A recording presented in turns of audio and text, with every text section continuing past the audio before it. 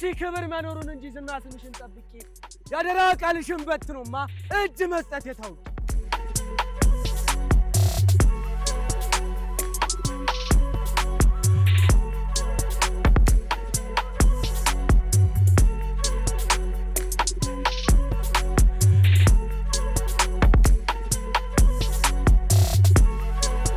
በዚህም ጋጋምቦሽ እንገነባለን።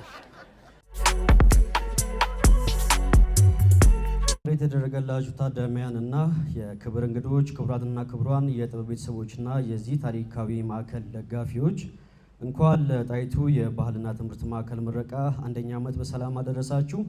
ዛሬ በዚህ ስፍራ ተገኝቼ ንግግር ሳደርግ ቴምር ፕሮፐርቲስን ወክዬ ብቻ ሳይሆን እንደ አንድ የጥበብና የባህል አፍቃሪ ትልቅ ኩራት እየተሰማኝ ነው።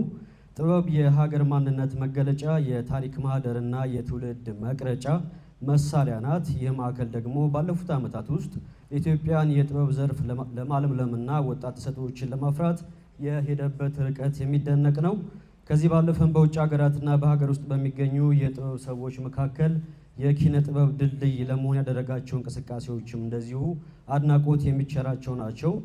ክቡራትና ክቡራት፣ በቴምር ፕሮፐርቲስ ባለፉት 10 ዓመታት ከ550 በላይ የመኖሪያ አፓርትመንቶችንና የንግድ ሱቆችን ገንብተን ስናስረክብ ዓላማችን ህንፃ ከመገንባት ባሻገር የዜጎችን ኑሮ ማቃለልና ዘመናዊ የከተማ ህይወትን መፍጠር ላይ ትኩረት በማድረግ ነበር።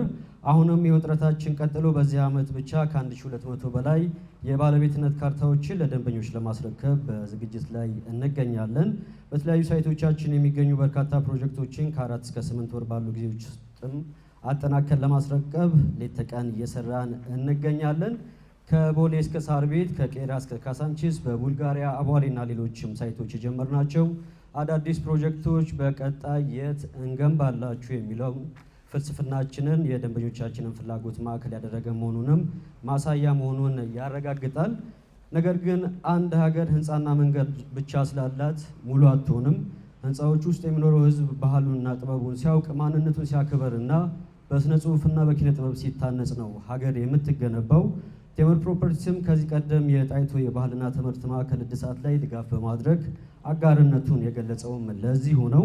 የሎሬት ጸጋዬ ገብረመድህን ታላቋ ከያኒ ዓለምፀሐይ ወዳጆና የእቴጌ ጣይቱ ብጡል ስም የሚነሳበትን ይህንን የጥበብ ማዕከል ማገዝ ትውልድን አንጾ እንደማሻገርም ይቆጠራል። ከዚህ ታሪካዊና ግዙፍ ማዕከል አቅራቢያ 2 ሳይቶችን በመገንባት ጎረቤት መሆናችንም ይበልጥ ወዳጅነታችን እንደሚያጠናክረው እናምናለን። በመጨረሻም ቴምር ለዚህ ማዕከልና ትውልድን ለሚያንጹ መሰል የኪነ ጥበብ ስራዎች የሚያደርገውን ድጋፍ አጠናክሮ እንደሚቀጥል ላረጋግጥላችሁ እወዳለሁ። በዚህ ማዕከል የተተከለችው የጥበብ ችግኝ ለብዙ ዘመናት ለኢትዮጵያ ጥበብ ጥላ እንድትሆን ምኞቴ ነው። ለማዕከሉ አመራሮችና ለጥበብ አፍቃሪዎች በሙሉ እንዲሁም ለክብርት ዓለምፀሐይ ወዳጆ እንኳን ደስ ያለሽ ማለት እፈልጋለሁ። አመሰግናለሁ።